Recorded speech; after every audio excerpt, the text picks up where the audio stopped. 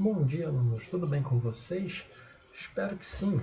Bom, galerinha, hoje a aula vai abordar dois capítulos do nosso livro didático, o capítulo 5 e o capítulo 6. Então, pessoal, já se ajeita aí, prepara o material de estudo, aquela água e vamos começar.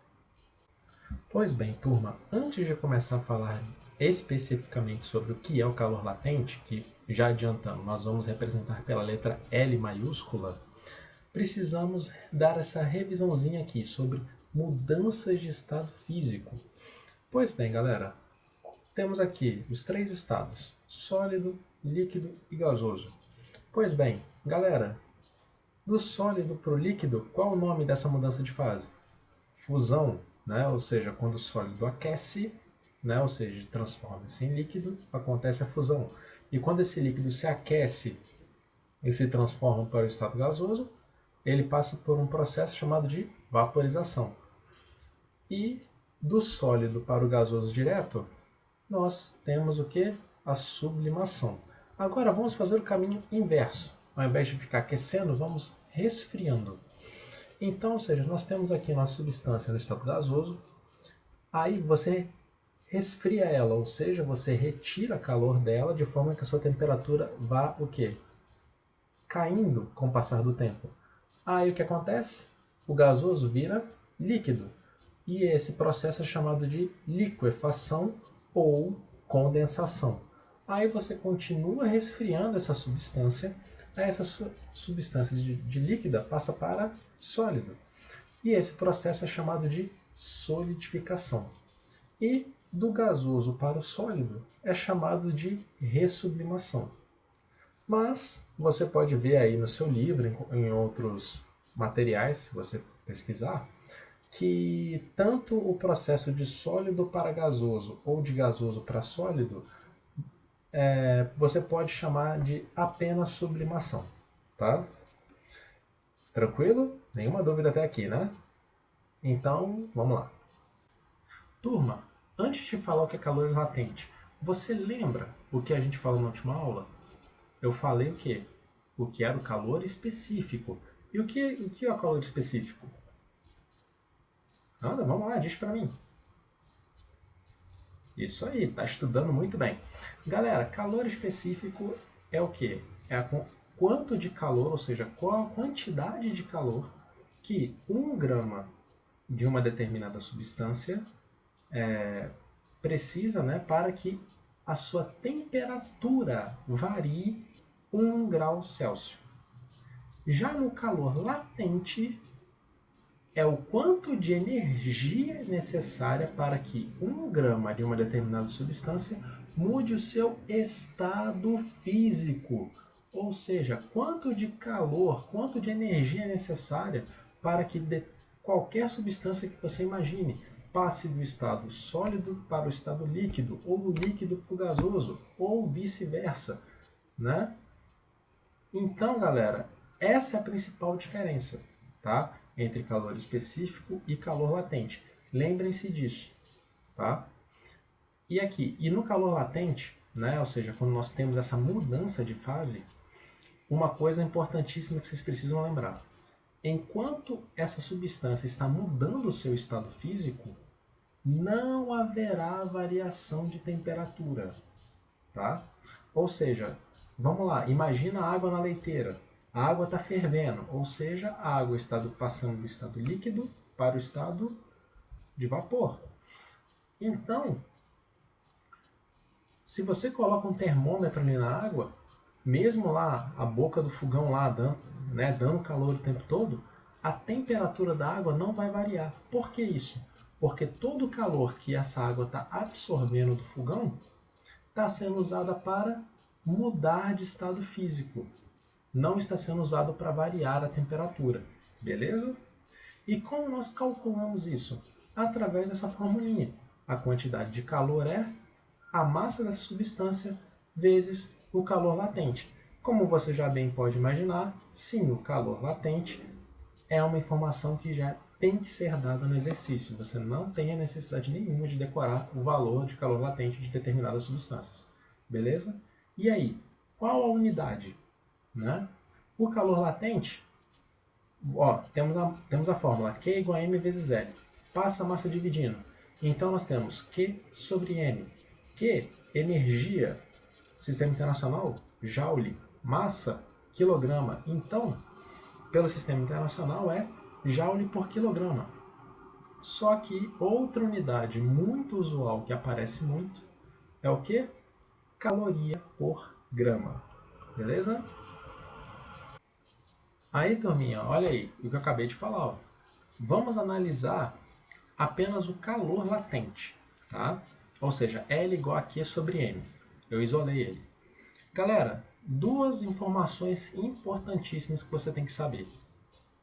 Primeiro, a temperatura de fusão e solidificação, assim como as de ebulição e condensação de determinada substância, são as mesmas. Tá? Então, ou seja, a gente vai analisar o gráfico no próximo slide, né, isso vai ficar mais claro. Melhor, eu vou continuar esse raciocínio no próximo slide, que aí vocês vão entender direitinho o que eu estou querendo dizer. Mas guardem isso, que a temperatura de fusão e solidificação, assim como ebulição e condensação, são as mesmas, beleza? E a segunda informação é a seguinte, que os calores latentes de fusão e solidificação de determinada substância possuem os mesmos valores em módulo, tá? Ou seja, se o calor latente de fusão é 20, o de solidificação vai ser, assim, em módulo é 20 também, só que é negativo. Já vou explicar também o porquê disso, né?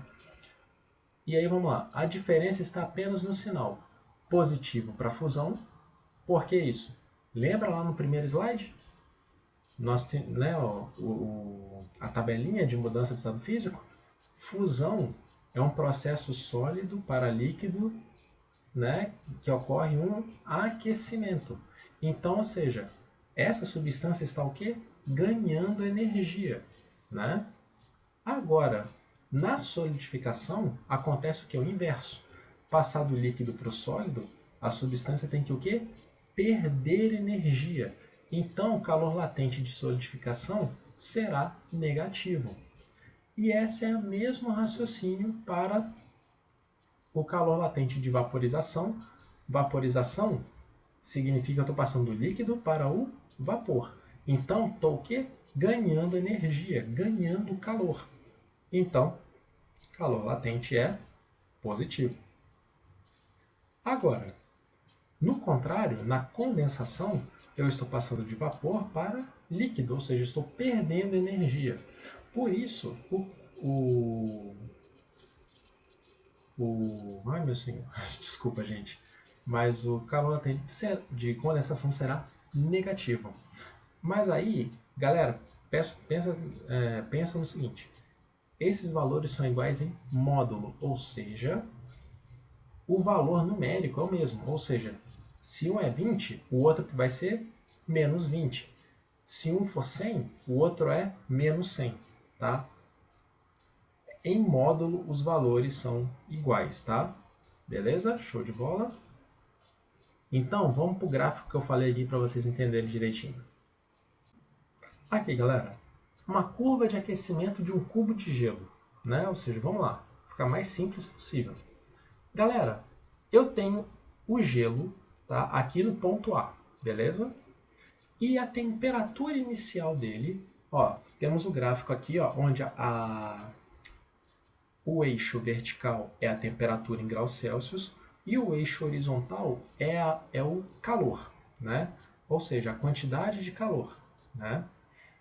Aí o que acontece? Eu tenho um cubo de gelo no ponto A, que está a menos 80 graus Celsius. Galera, aí o que acontece com o passar do tempo? Eu vou o quê? Aumentando a temperatura desse gelo, ou seja, eu estou dando calor para esse gelo. Então, o que está acontecendo com a temperatura? Isso aí, a temperatura está aumentando, ou seja, de menos 80 vai para menos 60, menos 30, menos 20, até chegar no ponto B, que é zero. Opa! Água com ponto de fusão e ebulição Nós já sabemos, até vimos lá na parte de escalas termométricas, né? Escala Celsius, Fahrenheit. O ponto, o ponto de fusão em graus Celsius da água é 0 e ebulição é 100 graus. Show de bola. Isso aí, tá sabendo muito. Então, no ponto B ocorre, que está a 0 graus Celsius, começa a ocorrer o quê? Isso aí, um processo de fusão. Ou seja, o gelo começa a derreter.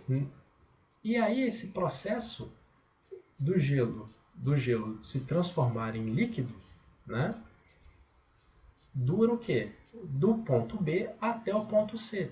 Se você perceber, ó, essa reta colorida, né, esse segmento de reta BC está crescendo, né, no sentido positivo do calor, né, do eixo horizontal. Isso significa que a quantidade de calor está aumentando.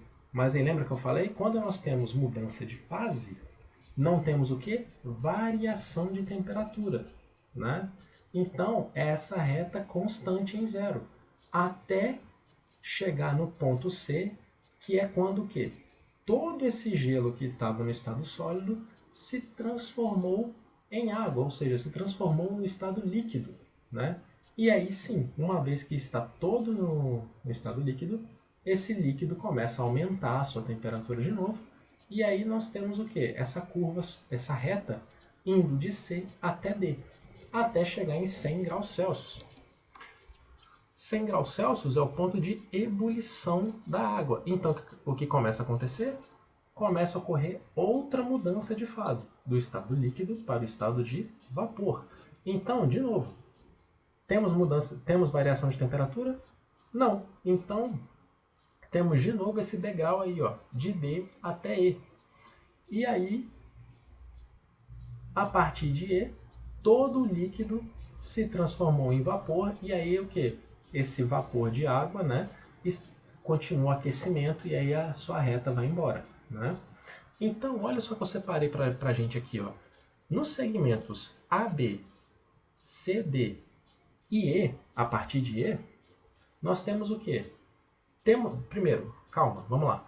Temos mudança de estado físico? Não, não temos. Temos bem definidos o estado sólido, líquido e gasoso, né? O estado de vapor. Então, quando você for calcular, você vai usar o quê? Calor específico ou calor latente? Calor específico, porque nesses segmentos não tivemos mudança de fase. Então você vai usar Q igual a mc delta θ. Mas agora, e nos segmentos B, C e D, E? Temos o que? Mudança de fase. Então, nesses intervalos, você vai ter que usar qual fórmula? Isso, brilhante. Q igual a M vezes L. Tá? Só tomar cuidado com isso. Entenderam, galera? Então, de novo, calor específico é quando você tem a sua substância e ela varia a sua temperatura, mas não muda de estado físico. Calor latente, já temos a mudança de estado físico. Show de bola, turma? Então, vamos passar aqui para trocas de calor então e dar continuidade ao nosso conteúdo. Mas antes, né, eu já ia esquecendo, né, gente? Né? Galera, toda essa análise que nós fizemos foi num processo de aquecimento. E num processo de resfriamento? Galera, é exatamente a mesma coisa. Esse gráfico vai mudar? Não, esse gráfico vai continuar exatamente a mesma coisa. A única coisa que vai mudar é o quê? É o nome dos processos. Vamos lá. De B até C temos um processo de fusão. Uma mudança de estado físico, né, de sólido para líquido. Fusão. De D para E temos o processo de ebulição. Agora, fazendo o processo inverso. Ao invés de você ficar aquecendo a água, você o que? Começa a resfriar essa água. Resfria, resfria. Aí o que acontece? A reta começa a vir o que? Até o ponto E, chega a 100 graus e aí nós temos o que? O processo de condensação, né? Que é passado do estado de vapor para o estado líquido. Aí o que acontece? Esse vapor começa a condensar, condensar, condensar, e aí quando finalmente chega todo o a mudança para o estado líquido, sim, aí a temperatura continua, aí a temperatura volta a ser resfriada, né, ser reduzida, até o ponto C, que é a temperatura de 0 graus Celsius. E aí o que acontece? Temos uma nova mudança de fase, que é a mudança de solidificação, de C para B. A água começa a se transformar em gelo, ou seja, de líquido para sólido. E aí, quando chega no ponto B, onde todo o líquido virou gelo, né, virou sólido, a temperatura continua a cair, né, até, usando esse gráfico aqui de exemplo, até onde começou tudo, né, até o menos 80. Beleza, turma? Tranquilinho aí? Então, vamos dar continuidade mesmo agora. Aí, turma, trocas de calor. Vamos fazer duas análises. Sem mudança de fase e com mudança de fase. Primeiro, vamos lá, sem mudança de fase. Vamos lá, princípio da igualdade das trocas de calor. De novo, vou ficar falando isso na sua cabeça até você não errar. Quando nós temos trocas de calor sem mudança de estado físico, calor específico, Q igual a mc Δθ. Quando nós temos mudança de estado físico, Q igual a m vezes L. Galera, por favor, não confundam isso, tá bom? Aí, turma, para analisar essa troca de calor entre dois corpos ou até mais corpos, qual é o problema que nós temos de fazer isso igual é agora, na sua mesa onde você está estudando? Exemplo, você coloca aí o copo com água, né, e gelo. Vamos lá, melhor ainda. Pega só o gelo, coloca em cima da mesa. Ah, igual, óbvio, vai derreter. Só que aí, olha o que está acontecendo. Esse gelo, ele está absorvendo calor da onde? Né? Ele está trocando, ou seja, vamos lá, está tendo essa troca de calor entre a superfície de contato, que no caso é a mesa, e o ambiente, a atmosfera.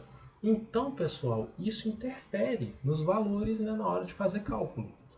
Né? Porque se você ou seja, se você não elimina essas variáveis, né, essas variáveis externas, a gente tem um resultado fictício, né? Então, o que os cientistas bolaram? Bolaram um calorímetro, né? O que é um calorímetro? Ele é um aparelho isolado termicamente, ou seja, em química, né, adiabático. O que esse calorímetro faz? Ele impede a troca de calor com o meio ambiente, ou seja, o meio externo. Sendo assim, toda a troca de calor que é colocado de substâncias que são colocadas no interior do calorímetro, né? Você pode colocar 2 ou até mais corpos, até dependendo do estudo que você está fazendo. Essas trocas de calor são exclusivas entre as substâncias que você colocou lá dentro.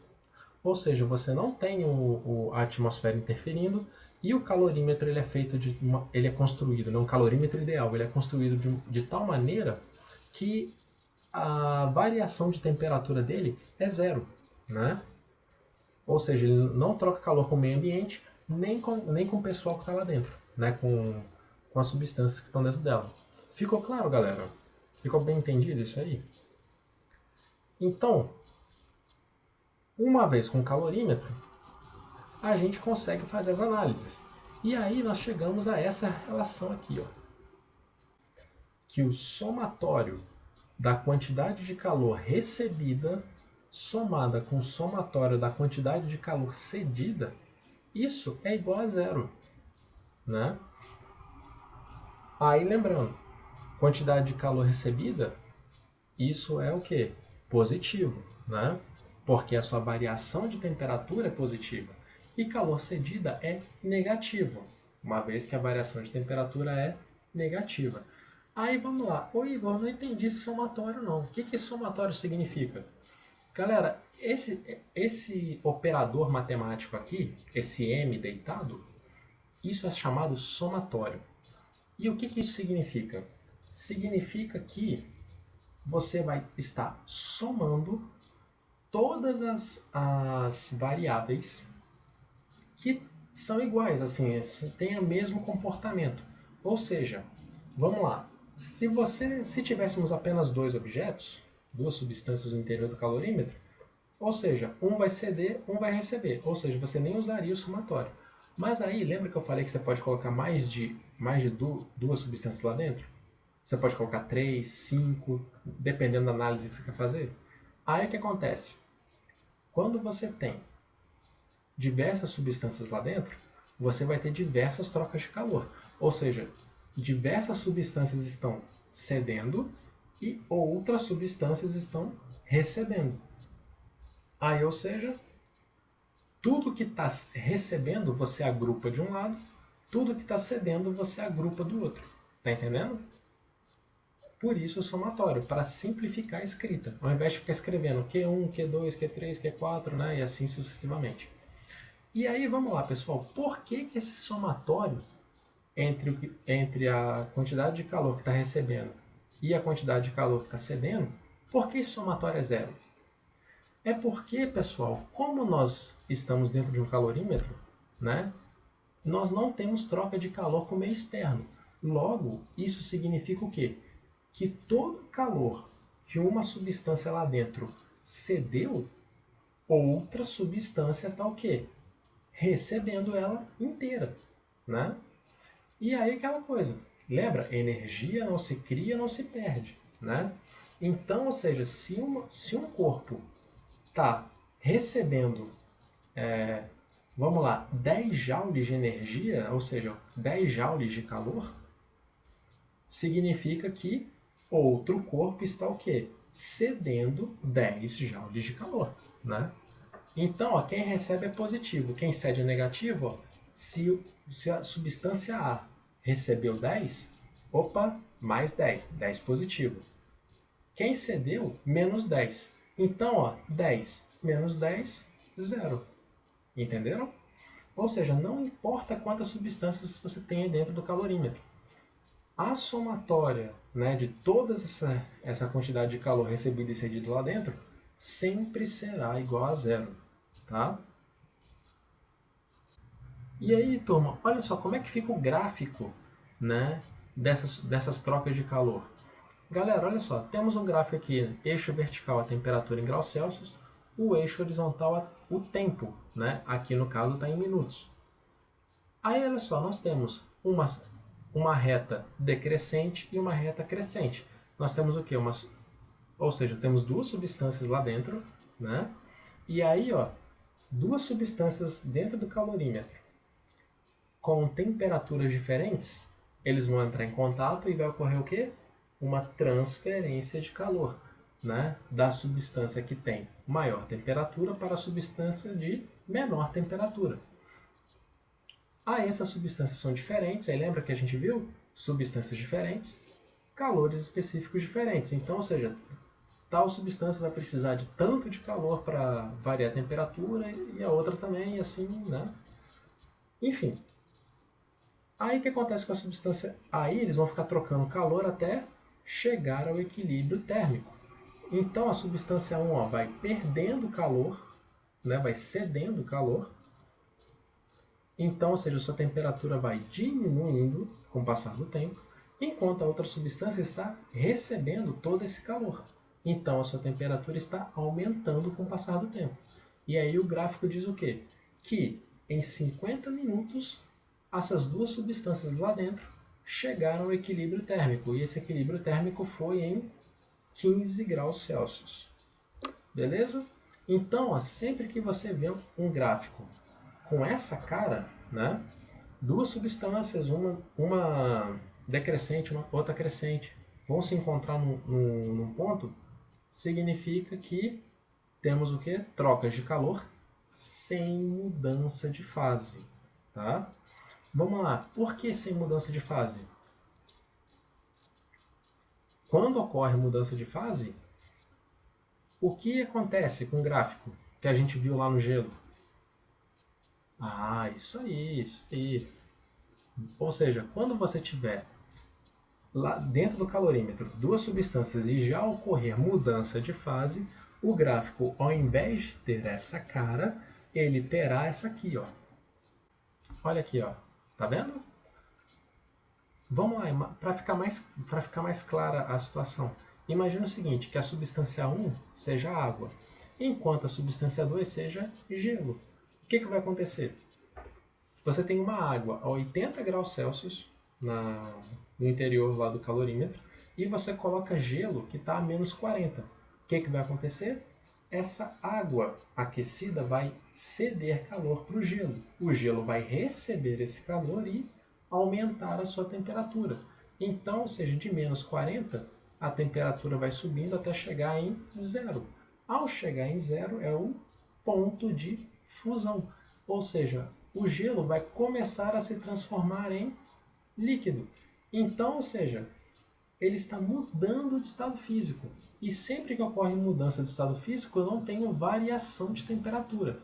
Então, eu tenho esse degrau. Então, pessoal, sempre que vocês verem, ó, eu tenho aqui um gráfico de troca de calor, e você vê que uma das substâncias passou por esse degrau, passou por essa barrinha horizontal, significa que aquela substância, mesmo você não sabendo qual que é ainda, aquela substância passou por uma mudança de fase. Então, nesse intervalinho, você teria que usar a fórmula do calor latente, beleza? E aí o que aconteceu? Ó? O gelo começou a se transformar em líquido até um determinado tempo, né? Assim, ó, sei lá, imagina aí, ó, o tempo está em minuto. Em 10 minutos começou o processo de fusão e em 30 minutos, pronto, todo o gelo virou líquido. Aí pronto, aí esse líquido o quê? Começa a aquecer, né? Enquanto a outra água, né, que estava 80, continua baixando sua temperatura, né? Afinal, olha só esse intervalo em que o gelo está virando líquido e a água aquecida. Perceba, a água aquecida, ela continua perdendo calor de forma contínua. Ela não passa por um degrau, ela não tem uma curva, não, ela perde de forma contínua, ou seja, essa reta. Aí lembra que eu falei?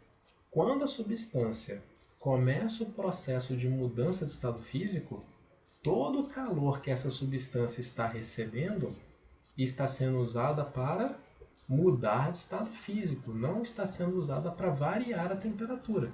Então, ou seja, essa água aquecida continua cedendo calor para o gelo, né? Para essa mistura de gelo e água.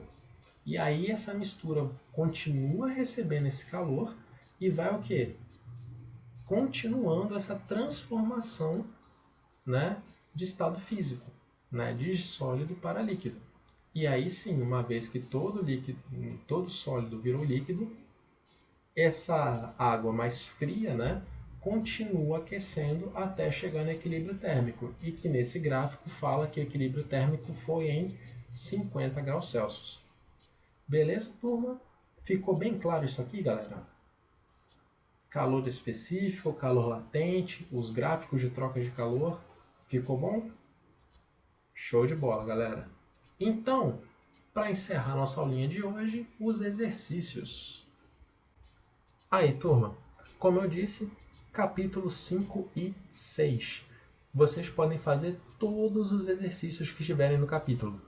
E aí, como é de praxe, qualquer dúvida com relação à matéria ou aos exercícios, bastam vocês entrarem em contato comigo no Google Sala de Aula. Beleza? Eu estou à disposição para qualquer dúvida que vocês, né, relacionada à matéria ou exercícios, vocês tenham tido aí nos seus estudos. Bom, galerinha, sem mais delongas, que o vídeo já está ficando muito longo, bons estudos, fiquem bem e a gente se vê na nossa próxima aula. Tchau, tchau.